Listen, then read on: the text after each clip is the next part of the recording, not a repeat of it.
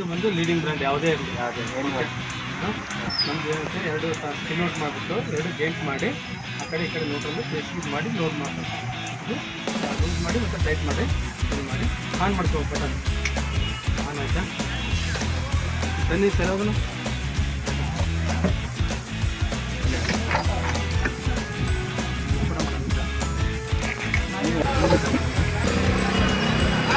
ಸ್ವಲ್ಪ ಬರ್ಬೇಕಾಗಿದೆ.